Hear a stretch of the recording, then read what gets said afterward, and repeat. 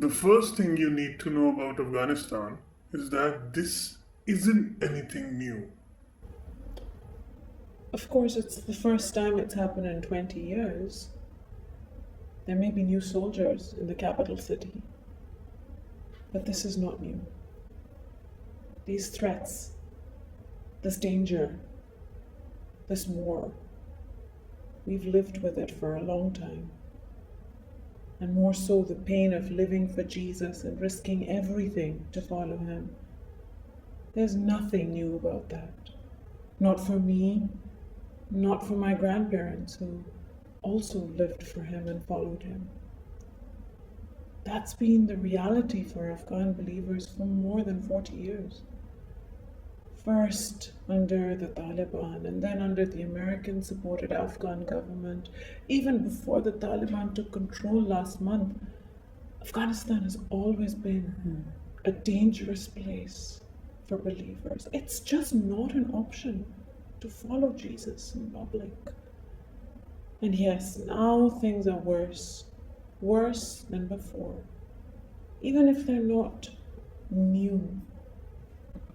When the Taliban took control, it was everything we dreaded.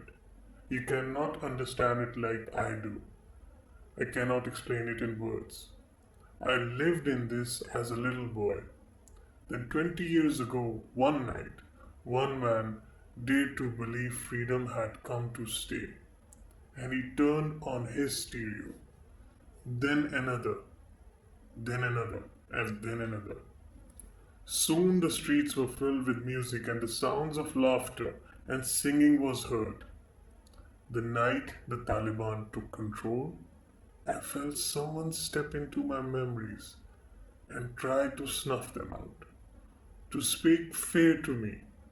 In another room, my wife went into labor and a baby girl was born. A baby girl to a Christian family on a fateful night as this. My Buzurg, my father, prayed Psalm 20 over my baby, and my wife, from the other side of the curtain, where the men were huddled together, we were afraid. We are afraid. Life for Christians in this country has never been great, but now it is worse. We call one another and ask about headaches, shoulder pain, old injuries, old health concerns, all in a bid to remain connected.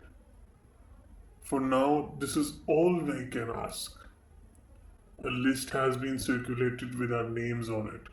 Some people are pretending to be believers of Khudawand because they believe it will earn them a visa to another country. Some have been killed. Some have been kidnapped. Some have disappeared. It feels like the morning after a massive cataclysmic explosion. The lights went out. The party had started that night almost 20 years ago was snuffed out, and the music replaced with screams and gunshots and even silence, a sound of nothingness.